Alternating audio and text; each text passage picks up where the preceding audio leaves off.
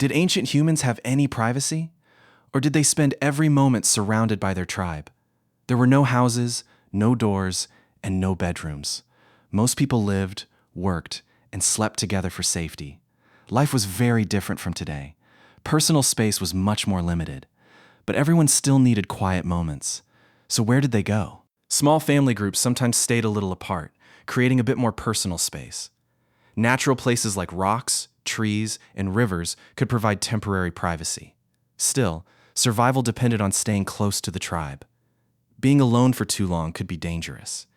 Ancient humans had to balance their need for personal space with the need for safety. The answer is more fascinating than most people imagine, and there's much more to discover.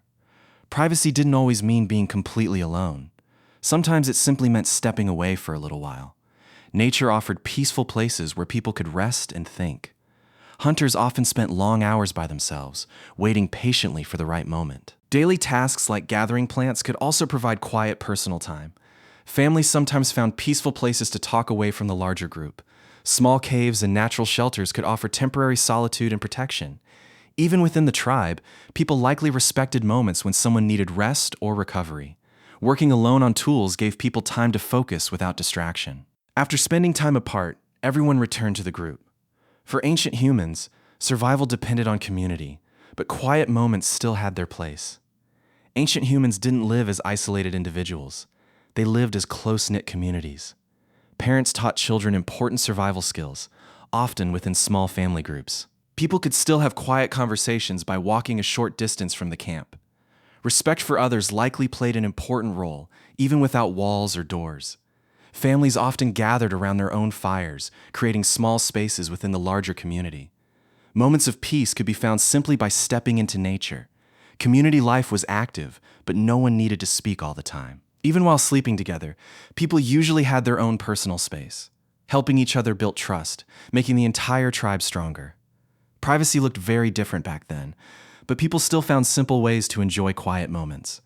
Archaeologists believe ancient camps were often carefully organized. Small family groups usually gathered around their own fires. Daily activities naturally created moments of peaceful solitude. Simple walks into nature gave people time to talk privately. Respect for elders, families, and personal moments likely existed within the group. Sometimes, the best place to be alone was simply outside the camp. Archaeological discoveries show that ancient camps were more organized than many people imagine. Communities worked together, while still giving families their own spaces. Privacy wasn't created by walls. It was created through understanding and respect. This simple balance helped early humans live together successfully for thousands of years. Ancient humans may not have had walls or locked doors, but they still found ways to enjoy personal space. Over time, temporary camps became villages and eventually homes. The need for both community and privacy has always been part of human life. Nature itself was often the quietest place to think and reflect. Families passed down knowledge, stories, and traditions from one generation to the next. Strong communities were built through cooperation, respect, and shared responsibility. The world around us has changed, but our basic human needs remain surprisingly similar. Whether around an ancient campfire or inside a modern home, people still seek comfort and connection. Privacy isn't only about being alone. It's also about feeling safe, respected, and understood.